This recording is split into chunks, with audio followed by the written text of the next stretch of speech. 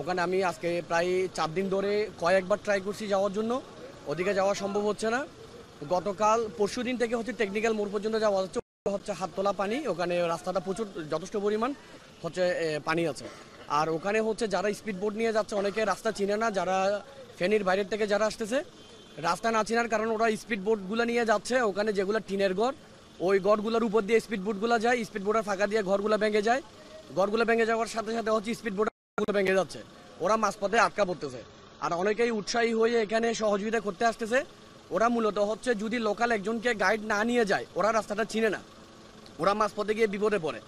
আর সবচেয়ে আরেকটা বিষয় হচ্ছে এখানে দুঃখজনক হচ্ছে যারা এখানে হচ্ছে উদ্ধার গাড়ি যাচ্ছে, একটা যদি স্পিড বোটের ধারণ ক্ষমতা যদি 15 থেকে 16 জন হয়, ওনারা 15 জনের জায়গায় 14 জনে হচ্ছে উদ্ধার গাড়ি, তাহলে উদ্ধার করবে কাকে? ওরা ওখান থেকে হচ্ছে কাউকে উদ্ধার করে আনতে পারতেছে না।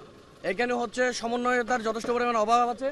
আর যদি এখানে ত্রাণ দেওয়ার জন্য যারা যেতে চাচ্ছে তারা 2 জন বা 3 জন যাক, যারা এখন নিরাপদ আশ্রয় স্থানে আছে ওখানে যথেষ্ট পরিমাণ খানার অভাব আছে, ওরা না খেয়ে আছে অনেকে। লাস্ট হচ্ছে রাতে সেনাবাহিনীর একটা টিম আসে, ওনারা বলছে ওখানে যথেষ্ট পরিমাণ খানার অভাব। যারা ঢাকা থেকে আসতেছে তারা 10 থেকে 12 হাত, বা যারা ফেনীর বাড়ি থেকে আসতেছে তারা একটু পানিতে গিয়ে ওরা ত্রাণ বিতরণের অভিনয় করতেছে মাত্র। অ্যাকচুয়ালি যারা ত্রাণ পাওয়ার যোগ্য তারা মোটেও ত্রাণ পাচ্ছে না। শহরে অনেকে মানুষ আটকে আছে, আমরা দেখছি ভালো ভালো ফ্যামিলি তারা নিচে নামতে পারছে না। যারা শহরে যারা ভালো ভালো ফ্যামিলি আটকা আছে তাদের হচ্ছে অনেকে যারা পুরুষ গার্ডিয়ান আছে তারা নিচে নেমে খানা কোনো রকম হচ্ছে সংগ্রহ করতে পারতেছে। আর একান্ত যারাই পারতেছে না তাদেরকে এখানে বিভিন্ন স্বেচ্ছাসেবক সংগঠন আছে তারা পৌঁছায় দিচ্ছে। মূলত হচ্ছে যারা একটু টেকনিক্যাল হসপিটালের মোড় হয়ে প্লাস হচ্ছে আজকে ওদিক দিয়ে হচ্ছে বিরিঞ্চির ওদিক দিয়ে অনেকগুলো ফ্যামিলি নতুন করে আটকা পড়ছে। আর গতকালকে হচ্ছে সোনাগাজীর ওদিক দিয়ে নতুন করে প্লাবিত হওয়ার কারণে ওদিক দিয়ে কারো কোনো মনোযোগ নাই, সবার এখন মনোযোগ হচ্ছে পরশুরাম ফুলগাজী। গতকাল পরশুদিন পানি ওভারফ্লো হয়ে যখন সোনাগাজীর দিকে ঢুকে সোনাগাজীর দিকে যথেষ্ট পরিমাণ প্লাবিত হয়েছে, ওদিক দিয়ে কারো কোনো মনোযোগ নাই। সবার মনোযোগ কিন্তু যেহেতু টিভি চ্যানেলে সবাই শো করতেছে পরশুরাম আর ফুলগাজী, যার কারণে সোনাগাজীর ওদিক দিয়ে যথেষ্ট পরিমাণ এখন প্লাবিত, ওদিক দিয়ে অনেকগুলো পরিবার কিন্তু এখনো পানিবন্দী। অনাহারে দিন কাটতেছে, খোলা আকাশের নিচে দোতলা ছাদ, আজকে 5 দিন ডুবে গেছে। আমি নিজেও ঢাকা শাহবাগ থেকে শিশু বাচ্চা কোলে রেখে কালকে বিকালে চলে আসছি, এখন রাস্তায় রাস্তায় ঘুরতেছি, কারোর সাথে কোনো যোগাযোগ আজকে 1 সপ্তাহ আমার নাই। আমার সব আত্মীয় স্বজন সব খোলা আকাশের নিচে বৃষ্টিতে ছোট ছোট বাচ্চা নিয়ে অসুস্থ রোগীগুলা নিয়ে সবাই অনাহারে দিন কাটতেছে।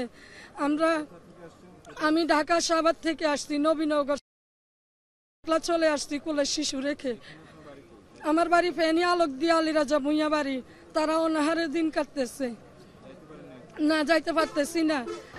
সবাই কিন্তু আসছে উদ্ধার করার জন্য, বাট এখানে সমন্বয়হীনতাটা কিন্তু একটা বড় ধরনের গ্যাপ ছিল। যে পরিমাণে লোক আসছে একটা লোকও আসলে উদ্ধার ফাড়া থাকার কথা ছিল না, বাট এখানে বিভিন্ন গ্রুপ আসছে, কেউ আসছে ধরেন হচ্ছে এই দেখতে, কেউ আসছে ধরেন সাহায্য করতে, কেউ পারে নাই। এই কারণে কিন্তু আজকে 3 দিনে মানুষের অবর্ণনীয় কষ্ট। ফুলগাজী পরশুরাম ছাগলনাইয়াতে যে কষ্টটা ছিল এখন ফেনী শহরের মানুষের কষ্টটা এর থেকে অনেক বেশি। 3 দিন ধরে বিদ্যুৎ নাই, অনেক বাসায় খাওয়ার নাই, অনেক বাসাতে আসলে মানে পানির কষ্ট, স্যানিটেশন ব্যবস্থার খুবই অপ্রতুল, মানে যেটা আসলে ভাষায় বর্ণনা করা যাবে না।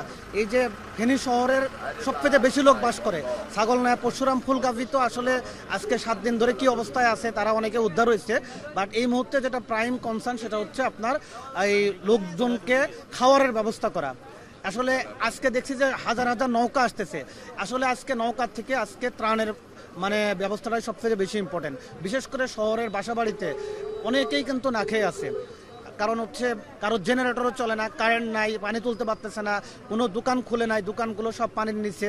এই কারণে এখন হচ্ছে আপনারা ঢাকাতে যে ব্যবস্থাটা করতে বলবেন যে মানে খাওয়ারের ব্যবস্থা, ত্রাণের ব্যবস্থা, শুধুমাত্র ছাগলনাইয়া পরশুরাম ফুলগাজী কেন্দ্রিক না, ফেনী শহর কেন্দ্রিকও কিন্তু আসলে এটা করা দরকার।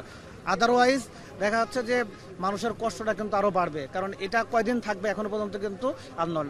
তবে সুখের খবর হচ্ছে যে পানি গতকালকে থেকে আজকে অনেক কমছে, আপনারাও দেখছেন। ইনশাল্লাহ আরও 2টা দিন হইলে দেখা যাচ্ছে যে মানুষ মুভমেন্ট করতে পারবে।